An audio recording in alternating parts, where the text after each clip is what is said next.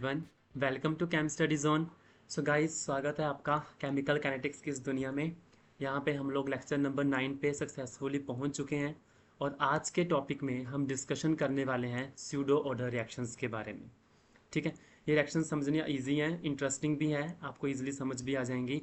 बस थोड़ा लॉजिकली सोचना है इन रिएक्शंस में भी। ठीक है, और इस टॉपिक को स्टार्ट करने से पहले मैंने एक थोड़ी सी आपको करेक्शन करवानी है। कल हमने एक टॉपिक डिस्कस करा था जिसके अंदर मैंने आपको ये एग्जांपल करवाई थी डीकम्पोजिशन ऑफ नाइट्रोजन ऑक्साइड की, जिसके अंदर हम लोगों ने क्या करा था, इसकी डीकम्पोजिशन गैसियस फेज में करी थी, है ना। और गैसियस फेज में करने के बाद हमारे पास ये एक इक्वेशन मैंने आपको यहाँ पे लिख के दी थी, ये वाली इक्वेशन। ठीक है, अब इस इक्वेशन को हमने यहाँ पे लिखा था। अब इस इक्वेशन में थोड़ी सी करेक्शन है। करेक्शन ये है कि हमारे पास किसी भी टाइम टी के ऊपर, जो मैंने आपको यहाँ पे लिखा है ये पी माइनस पी टी, ये मैंने क्या लिखा है, किसी भी टाइम टी के ऊपर, है ना, ए टी की कंसनट्रेशन ही मैंने लिखी है ये। बट हमें पता है कि किसी भी टाइम टी के ऊपर जो कंसनट्रेशन थी हमारे पास, कंसनट्रेशन से मतलब है मेरे पास जो प्रेशर था उस टाइम पे। ठीक है, सो प्रेशर वर्ड यूज़ करना है हमने। P not minus two P T था, पर यहाँ पे मैंने क्या लिखा था, P not minus P T लिखा था, तो इसके आगे आपको टू ज़रूर लिखना है। ठीक है, क्योंकि किसी भी टाइम पे टी पे कंसंट्रेशन जो थी, प्रेशर की जो वैल्यू थी वो P not minus two P T था। ठीक है, और यहाँ पे भी P not minus two P T minus P not divide by three. अब आप इसको सॉल्व करोगे तो इस इक्वेशन पे रीच करोगे। ठीक है, मैंने ये इक्वेशन डायरेक्टली इस करके लिख दी थी बिकॉज मेरे दिमाग में ये फॉर्मूला था उस टाइम पे, ये जो मैंने जनरल फॉर्मूला था ना, ये मेरे दिमाग फॉर्मूला था, मैंने इस इक्वेशन बना दी, मैंने सॉल्व करके नहीं देखी। पर एक्चुअली में अगर हमारे पास देखा जाए, इसको सॉल्व करने की बात की जाए, तो यहाँ पे हमारे पास टू लगा के ही हमारे पास ये वाली इक्वेशन बनेगी। सो ये होगी थोड़ी सी करेक्शन। स्टार्ट करते हैं आज का टॉपिक, जिसके अंदर हम लोग डिस्कस करने वाले हैं स्यूडो ऑर्डर रिएक्शंस के बारे में। क्या होती हैं स्यूडो ऑर्डर रिएक्शंस, कब किस रिएक्शन को हम स्यूडो ऑर्डर बोलेंगे। स्यूडो ऑर्डर रिएक्शंस हमारे पास होती हैं ऐसी रिएक्शंस जो हमें देखने में तो हायर ऑर्डर रिएक्शंस लगती हैं, मतलब हायर ऑर्डर काइनेटिक्स की लगती हैं, पर एक्चुअली में वो होती हमारे पास लोअर ऑर्डर की हैं, है ना। जैसे फॉर एग्जांपल कोई रिएक्शन है, अगर वो हमें लग रहा है कि वो सेकंड ऑर्डर की है, पर वो सेकंड ऑर्डर की ना होके वो होगी फर्स्ट ऑर्डर की। ठीक है, ये कब होती हैं ये मतलब मैं थोड़ी देर में बताता हूँ आपको। तो पहले स्टार्ट करते हैं हम लोग स्यूडो ऑर्डर रिएक्शंस को समझना। These are those kind of reactions which appears to be higher order kinetics but actually follows lower order kinetics। ठीक है, सो इनको हम लोग स्यूडो फर्स्ट ऑर्डर रिएक्शंस भी हम यहाँ पे बेसिकली देखने वाले हैं। Pseudo first order reactions, first order reactions. ठीक है, pseudo first order reactions, these are those kind of reactions which appears to be higher order kinetics but follows first order kinetics, that is called pseudo first order reactions। बात करते हैं, एक general example लेके चलते हैं। Let us suppose मेरे पास है a plus B give rise to c। अगर मैं इसका रेट लिखना चाहूँ तो कैसे लिखूंगा, that rate is equals to rate constant k, A की कंसंट्रेशन इंटू बी की कंसंट्रेशन, है ना। तो ये मेरे पास क्या हो गया, दोनों के ऊपर डिपेंड कर रहा है, मेरा रेट ए के ऊपर भी डिपेंड कर रहा है, बी के ऊपर भी डिपेंड कर रहा है। इसका मतलब ये मेरे पास हो जाएगी रिएक्शन सेकंड ऑर्डर की, है ना। ये रिएक्शन हमारे पास क्या हो जाएगी, सेकंड ऑर्डर की रिएक्शन हो जाएगी। बट एक्चुअली में अगर मैं एक काम करूं, अगर मैं ये मान लूं कि बी की जो कंसंट्रेशन है वो एक्सेस है। एक्सेस का क्या मतलब होता है कि वो कंसंट्रेशन हमारे पास बहुत ज़्यादा ले रखी है, मतलब दोनों रिएक्टेंट्स में से किसी एक की कंसंट्रेशन अगर बहुत ज़्यादा है तो रेट हमारे पास उस कंसंट्रेशन पे डिपेंड नहीं करेगा। ठीक है, तो यहाँ पे जो नया रेट बन जाएगा हमारे पास, वो क्या बन जाएगा, दैट इज़ के डैश, सिर्फ ए आ जाएगा हमारे पास, अब बी के ऊपर डिपेंड नहीं करेगा। और जो के डैश होगा उसको मैं बोल सकता हूँ के इंटू बी की कंसंट्रेशन, ये मैंने अलग लिख दिया, है ना। तो एक नया जो रेट बनेगा वो सिर्फ और सिर्फ ए के ऊपर डिपेंड करेगा। तो इस चीज़ को हम बोलेंगे, ये हमारे पास बन गई अब फर्स्ट ऑर्डर रिएक्शन। ठीक है, ये हमारे पास क्या बन चुकी है, फर्स्ट ऑर्डर की रिएक्शन बन चुकी है। जाने कि स्यूडो फर्स्ट ऑर्डर रिएक्शंस ऐसी रिएक्शंस होती हैं जो आपको सेकंड ऑर्डर की लग रही थी, पर वो सेकंड ऑर्डर की ना होके वो फर्स्ट ऑर्डर की हुई। कब होगी ये रिएक्शन, जब कोई एक रिएक्टेंट एक्सेस में होगा। एक्सेस में होगा, देखो, अगर एक रिएक्टेंट बहुत ज़्यादा मात्रा में होगा तो वो मीडियम में वैसे भी प्रेजेंट है ना। तो जो रेट है हमारे पास वो तो सिर्फ उसके ऊपर डिपेंड कर जाएगा ना कि ए की कंसंट्रेशन कितनी है। अगर बी की कंसंट्रेशन एक्सेस में है तो रेट हमारे पास ए की कंसंट्रेशन पे डिपेंड कर जाएगी, बिकॉज बी तो पहले से एक्सेस में है ना। हाँ, अगर बी हमारे पास स्मॉल अमाउंट में होता तब हमारे पास ये फर्स्ट ऑर्डर नहीं होनी थी, फिर ये हमारे पास सेकेंड ऑर्डर ही रहनी थी। ठीक है। जब भी हमारे पास कोई एक कंसंट्रेशन एक्सेस में हो जाती है तब हमारे पास जो फर्स्ट सेकेंड ऑर्डर जो काइनेटिक्स होता है वो फर्स्ट ऑर्डर को फॉलो करता है। ठीक है, आई होप आपको ये अंडरस्टैंड हुआ। सो इसमें हमारे पास बी की वैल्यू क्या थी, मैंने एक्सेस मान ली थी। आप ए की भी मान सकते हो, तो फिर हमारे पास जो रेट है वो बी के ऊपर डिपेंड कर जाएगा। So this is the main concept behind the pseudo first order reactions or you can say pseudo order reactions। ठीक है, तो इसके अंदर हम दो एग्जांपल्स स्टडी करते हैं। एग्जांपल्स जो हमने बेसिकली स्टडी करने होते हैं, जैसे हमारे पास एक पहली एग्जांपल है हमारे पास hydrolysis of ethyl acetate. Hydrolysis of ethyl acetate. Ethyl acetate क्या होता है? इथाइल एसीटेट हमारे पास एक एस्टर होता है ना। इथाइल एसीटेट क्या है हमारे पास? एस्टर है। इसको मैं क्या बोलूँगा, ये हमारे पास क्या है? एस्टर। अब ये जो हमारे पास इथाइल एसीटेट है, जो हमारे पास एक तरह से एक एस्टर है, इसकी हमने हाइड्रोलिसिस करनी है। कैसे बनाएंगे? देखो मैंने एस्टर का फॉर्मूला इसका कैसे लिखेंगे हम लोग, देखो इथाइल पहले है ना। जब भी एस्टर के नेमिंग में ये जो हमारे पास कॉमन नेम दे रखा है इथाइल एसीटेट, इस कॉमन नेमिंग में जो भी पहले होता है ना इथाइल, वो कहाँ लग जाएगा? ऑक्सीजन के साथ अटैच होगा। हमें एस्टर का नॉर्मल फॉर्म पता होनी चाहिए, ये होती है नॉर्मल फॉर्म ऐसे। इधर ऑक्सीजन के साथ भी कोई ना कोई आर ग्रुप होगा और इधर कार्बन के साथ भी कोई ना कोई आर ग्रुप प्रेजेंट होगा। तो यहाँ पे इथाइल है, सो इथाइल हमारे पास कहाँ लग जाएगा? इथाइल लग जाएगा हमारे पास ऑक्सीजन के साथ। कॉमन नेमिंग में एस्टर की जो भी पहले लिखा होगा वो ऑक्सीजन के साथ लगता है। ठीक है, ये छोटी सी चीज़ हमें याद रखनी है। सो इथाइल, इथाइल को मैं लिख देता हूँ C2, बन जाएगा H5, और एसीटेट में यहाँ पे हमारे पास बन जाएगा CH3। तो ये फॉर्मूला मेरे पास बन गया इथाइल एसीटेट। इसकी हाइड्रोलिसिस करनी है। हाइड्रोलिसिस का मतलब होता है हमने इसके अंदर क्या डाल देना है? वाटर डाल देना है।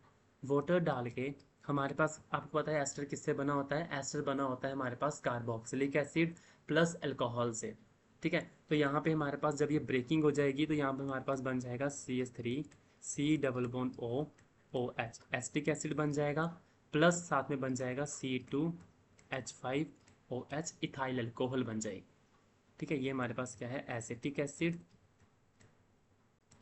और ये हमारे पास क्या है? Ethyl alcohol. ठीक है, ये दो चीज़ें हमारे पास यहाँ पे बन जाएंगी। और ये जो रिएक्शन होती है ये कैटलिस्ट की प्रेजेंस में होती है, और वो है एसिड H पॉजिटिव। ये H पॉजिटिव जो है ये कैटलिस्ट का काम करेगा। इसको मैं क्या लिख सकता हूँ? ये हमारे पास है कैटालिस्ट। ठीक है, और ये इसमें क्या है? ये इनऑर्गेनिक एसिड है, इनऑर्गेनिक एसिड। इनऑर्गेनिक एसिड का मतलब है यहाँ पे हम लोग यूज़ कर रहे हैं बेसिकली HCl यूज़ कर लो। HCl क्या होता है? इनऑर्गेनिक एसिड हमारे पास रहता है ना। बाहर से थोड़ा सा एसिड चाहिए, एसिड की प्रेजेंस में ही एस्टर बनता है, और एसिड की ही प्रेजेंस में हमारे पास एस्टर ब्रेक हो जाता है। ठीक है, उसकी हाइड्रोलिसिस हो जाती है। This is important. अब यहाँ पे देखो, इथाइल एसीटेट है, फिर वाटर है, फिर हमारे पास एस्टिक एसिड बन गया, फिर इथाइल अल्कोहल बन गया इन the presence of catalyst H positive. अब हम इसकी थोड़ी सी, अब देखो ये रिएक्शन हमारे पास क्या है? यहाँ पे दो रिएक्टेंट्स हैं, इथाइल एसीटेट भी है और इधर हमारे पास क्या है? वाटर भी है। अब देखने में तो ये हमारे पास रिएक्शन लग रही है कि इसका जो रेट है, इसको मैं AB मान लेता हूँ ताकि मैं बार बार इथाइल एसीटेट ना लिखूँ। इसको मैं A मान लेता हूँ, इसको मैं वाटर को B मान लेता हूँ। अब जो हमारे पास रेट है, हम सोचेंगे कि रेट जो है वो A के ऊपर भी डिपेंड कर रहा है और B के ऊपर भी डिपेंड कर रहा है। लेकिन हमें ये पता होना चाहिए कि जो हमारे पास वाटर है वो एक्सेस अमाउंट में प्रेजेंट है। बिकॉज इथाइल एसीटेट ले लिया, उसमें आपने वाटर दे दिया, वाटर हमारे पास क्या होगा? एक्सेस अमाउंट में होगा। ठीक है, अगर ये चीज़ हमारे पास एक्सेस अमाउंट में रहेगी तो हमारा जो रेट है वो इंडिपेंडेंट हो जाएगा वाटर के ऊपर। तो जो नया रेट बनेगा वो हमारे पास क्या बनेगा? K', वो सिर्फ A के ऊपर डिपेंड करेगा, सिर्फ इथाइल एसीटेट के ऊपर डिपेंड करेगा, वाटर के ऊपर डिपेंड नहीं करेगा। है ना, क्योंकि वाटर हमारे पास एक्सेस में है। आपने इतना बड़ा बीकर ले रखा है, उसके अंदर वाटर मीडियम है, उसके अंदर आपने इथाइल एसीटेट डाला, H पॉजिटिव डाला, देन रिएक्शन विल स्टार्ट।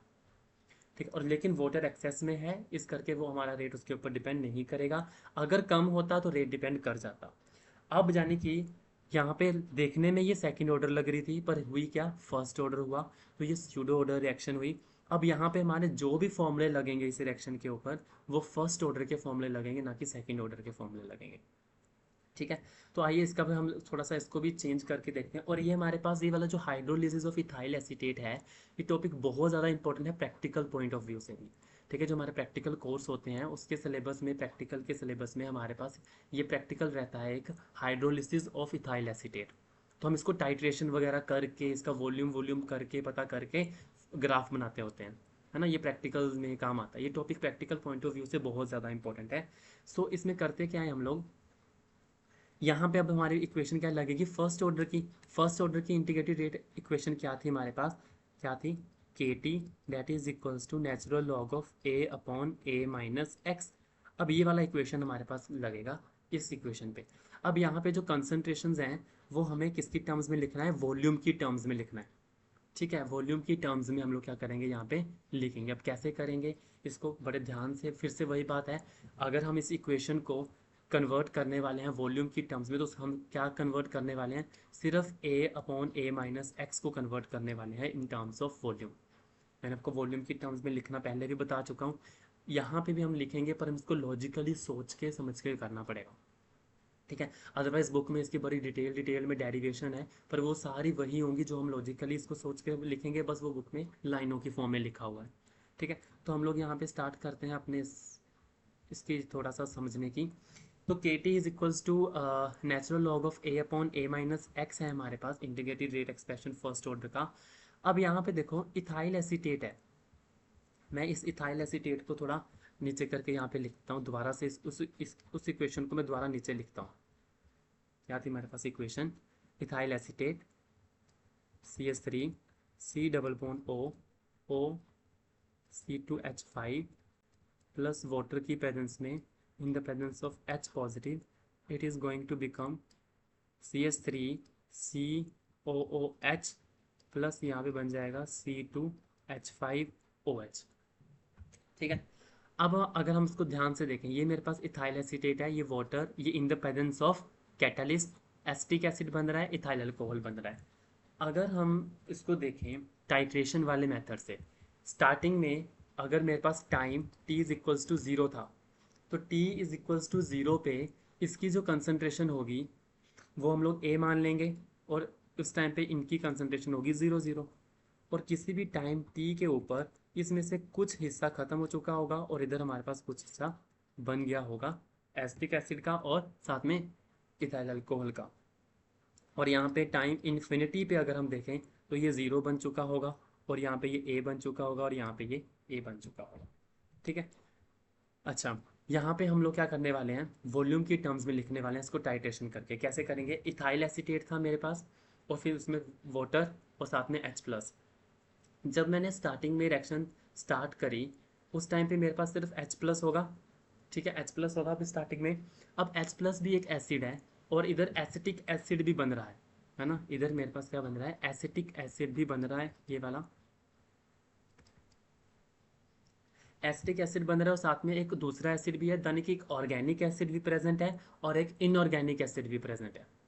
अब हम लोग क्या करेंगे, जैसे टाइट्रेशन मतलब जैसे हम लोग क्या होता जाएगा, हमारे पास रेक्टेंट खत्म होता जाएगा, इथाइल एसीटेट खत्म होता जाएगा, और वो एसिटिक एसिड बनता जाएगा, हम किसी भी पर्टिकुलर टाइम के ऊपर थोड़ा सा वॉल्यूम लेके उसको टाइट्रेट कर लेंगे विद स्टैंडर्ड NaOH से।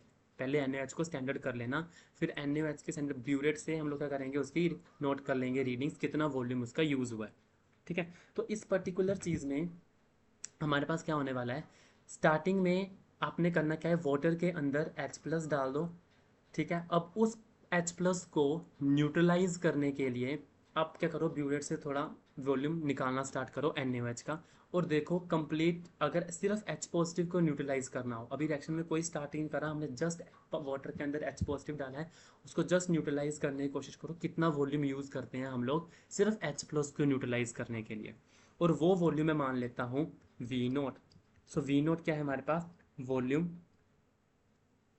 यूज्ड, वॉल्यूम किसका वॉल्यूम, वॉल्यूम ऑफ NaOH है ना, पूरा लाइन लिखते हैं, volume of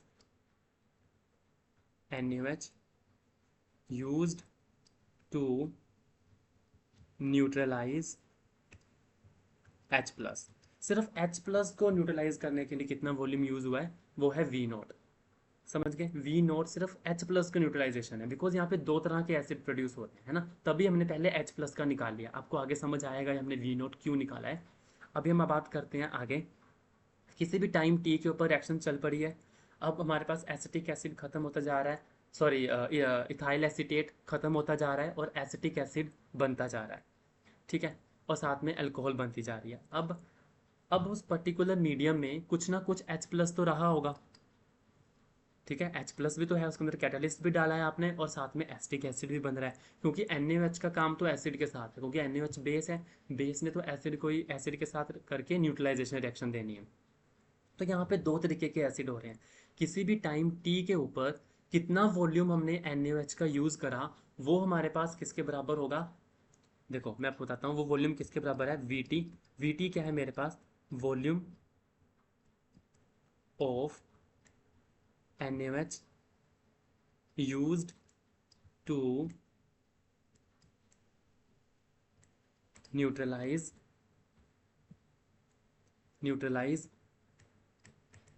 both H+ and CH3COOH। मतलब जब हमने एक पर्टिकुलर टाइम के ऊपर से हमने 5 ml निकाला उसमें से, अब हमने उसको टाइट्रेट करा, तो उस 5 ml के अंदर तो H+ भी है, क्योंकि वो कैटलिस्ट है, वो भी बीच में प्रेजेंट है ना, आपने सेपरेट थोड़ी कर लिया उसको। और साथ में मेरे पास क्या है, एसिटिक एसिड भी है, और ऊपर से ब्यूटेट से जब आप वॉल्यूम छोड़ोगे, ठीक है, कुछ ना कुछ NaOH रिएक्ट करेगा, तो वो जो NaOH न्यूट्रलाइज करेगा वो H+ को भी कर देगा और साथ में एसिटिक एसिड को भी कर देगा। एसिटिक एसिड को तो करना ही है ना, H+ को भी कर रहा है, यानी कि जो Vt है, किसी भी टाइम t के ऊपर कितना वॉल्यूम यूज हुआ है NaOH का, वो हमारे पास H+ प्लस एसिटिक एसिड के बराबर हो जाएगा, दोनों के बराबर हो जाएगा। समझे मेरी बात, ठीक है, यहाँ तक समझ आ गया। अब हम मान लो, अब मेरे पास आता है V∞, ठीक है, अब मैं बताता हूँ, देखो V∞ क्या होता है। अब मान लो इन्फानाइट टाइम पे जाके जब रिएक्शन कंप्लीट हो जाएगी, कंप्लीशन टाइम इसका इन्फानाइट पे ही होता है, V∞ पे कितना वॉल्यूम हमने NaOH का यूज़ कर लिया। अब ऑब्वियसली बात है, इन्फानाइट टाइम पे जाके तो बहुत सारा एसिटिक एसिड बना होगा, बिकॉज सारा इथाइल एसीटेट खत्म हो चुका है, अब एसिटिक एसिड ही बना है। अब जितना ज़्यादा एसिटिक एसिड बना होगा उतना ज़्यादा वॉल्यूम यूज़ करोगे, पर याद रखना फिर से H+ तो मीडियम में प्रेजेंट ही है ना, तो यानी कि V∞ क्या हो जाएगा हमारे पास, volume of NaOH used to neutralize H+ and CH3COOH at infinite time. So infinite time के ऊपर, यानी कि इसको हम बोल सकते हैं कंप्लीट न्यूट्रलाइजेशन, क्या बोल सकते हैं, कंप्लीट न्यूट्रलाइजेशन बोल सकते हैं। जब कंप्लीट न्यूट्रलाइजेशन हो गया, तो ये वाली टर्म्स आपको याद रखना। देखो अब V∞ है, आप इमेजिन करके चलो इन्फानाइट टाइम पे सारा का सारा इथाइल एसीटेट खत्म हो चुका है, एसिटिक एसिड बन चुका है, अब ढेर सारा एसिटिक एसिड बना होगा, तो ज़्यादा वॉल्यूम यूज़ हुआ होगा NaOH का, वो तो ऑब्वियसली बात है ना। तो जितना ज़्यादा वॉल्यूम यूज़ हुआ होगा वो किसके बराबर होगा, V∞ का एसिटिक एसिड प्लस H+, यानी कि ये जो V∞ होगा, ये इसमें अंदर एसिटिक एसिड भी आ गया, CH3COH भी आ गया और साथ में H+ भी आ गया, दोनों आ गए, है ना।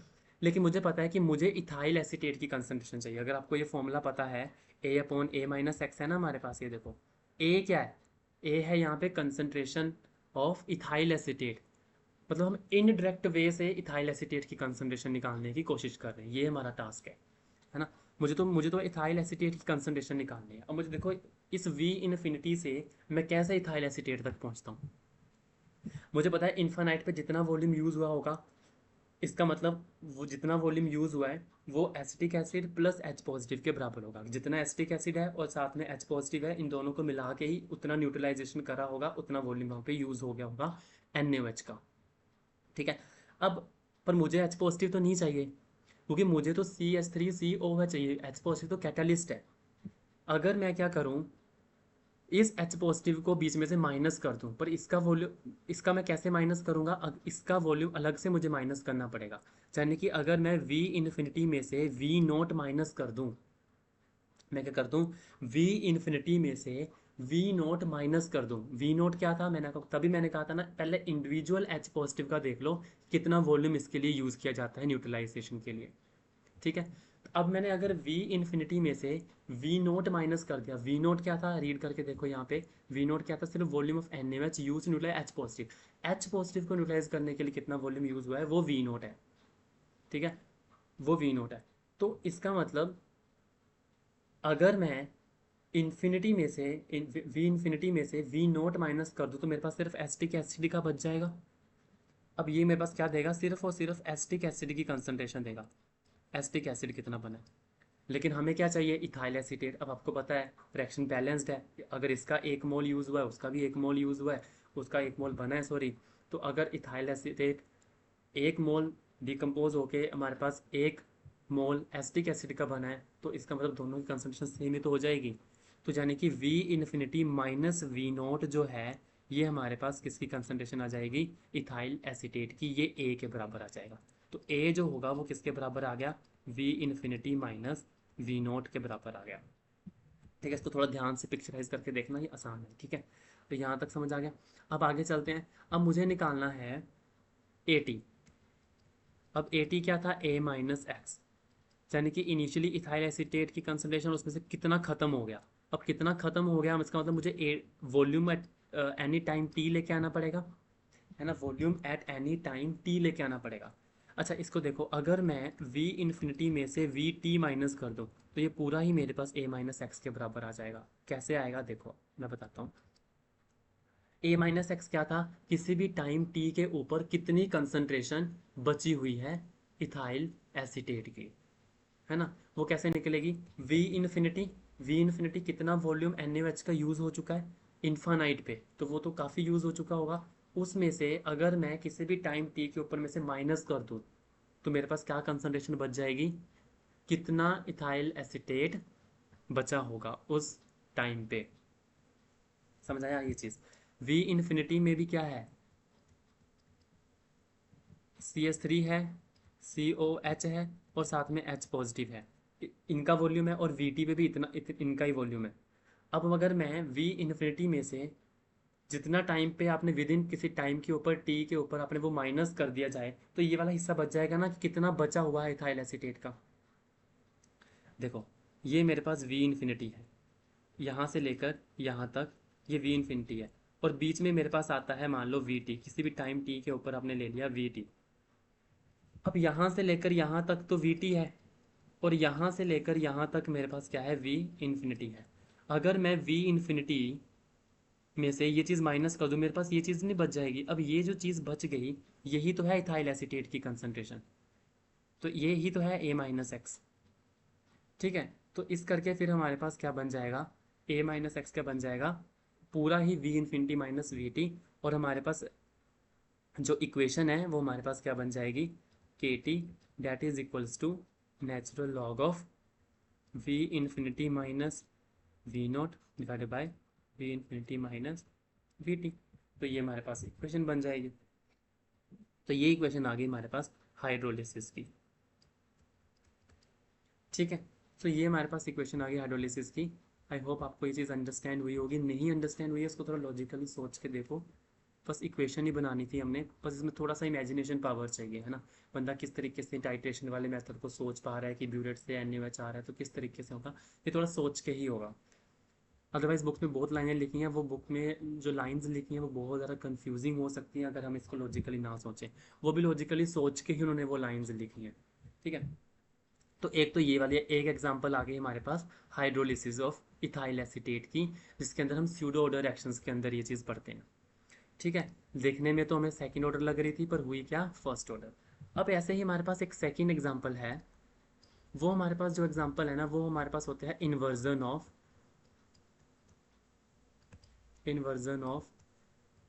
Cane sugar.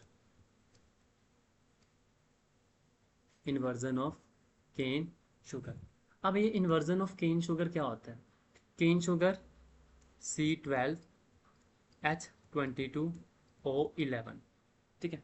C12H22O11 ये हमारे पास क्या होती है? सुक्रोज। ये हमारे पास क्या हो रही है? हाइड्रोलिसिस कर रहे हैं हम लोग इसकी भी अगर मैं प्रॉपरली बताऊं तो ये हमारे पास बन जाएगा hydrolysis H2O in the presence of H positive, और ये हमारे पास कन्वर्ट हो जाएगा C6H12O6 प्लस फिर से C6H12O6। ये ग्लूकोज है और ये हमारे पास क्या बन जाएगा? फ्रक्टोज। ठीक है। आई होप आपको ये चीज़ अंडरस्टैंड हुई कि सुक्रोज की हाइड्रोलिसिस होकर ग्लूकोज प्लस फ्रक्टोज जो है वो हमारे पास यहाँ पे बन रहा है। सुक्रोज का जो वो होता है साइन वो प्लस होता है। प्लस का मतलब होता है ये डेक्स्ट्रो रोटेटरी है,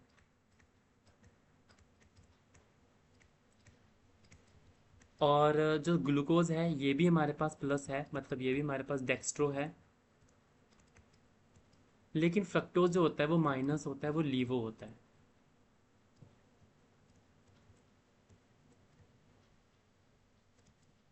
और मैं इतना बता दूं, इसकी जो नेगेटिव में जो वैल्यू होती है वो ज़्यादा होती है ना। जो इसकी जो वैल्यू है नेगेटिव में फ्रक्टोज की वो ज़्यादा होती है। ग्लूकोज की वैल्यू प्लस में है लेकिन वो कम है, और सुक्रोज की भी कम है। तो जैसे आप ये समझ लो कि इन्वर्जन का मतलब होता है डेक्स्ट्रो से लीवो की तरफ चले जाना। देखो, स्टार्टिंग में सुक्रोज था, सुक्रोज मेरे पास डेक्स्ट्रो था। रोटेशन इसकी ना, ये एक रोटेशंस होती हैं, जैसे भी हम लोग ये कार्बोहाइड्रेट केमिस्ट्री में पढ़ते होते हैं, स्पेसिफिक रोटेशन नाम की चीज़ होती है वहाँ पे, ठीक है, जिनको मैं आर से डिनोट करने वाला हूँ, यहाँ पे आर से डिनोट करने वाला हूँ। आर जो होता है वो स्पेसिफिक रोटेशन है। मेन थिंग ये है समझने वाली कि डेक्स्ट्रो रोटेटरी है हमारे पास, ठीक है। प्लेन पोलराइज लाइट आती है, पोलैरीमीटर नाम का एक इंस्ट्रूमेंट होता है, उसके ऊपर हमारे पास सुइयाँ जब घूमती है डेक्स्ट्रो की तरफ, प्लस की तरफ और माइनस की तरफ, इस तरीके से हमारे पास वहाँ पे रोटेशंस होती हैं, ठीक है।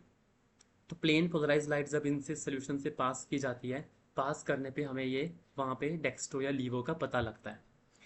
अगर स्टार्टिंग में सिर्फ सुक्रोज था, किसी भी टाइम टी के ऊपर, ज़ीरो के ऊपर, टाइम ज़ीरो के ऊपर सुक्रोज था, तो सुक्रोज जो है वो हमारे पास जो रोटेशन देने वाला है वो पॉजिटिव डायरेक्शन में रोटेशन देने वाला है हमारे पास, ठीक है।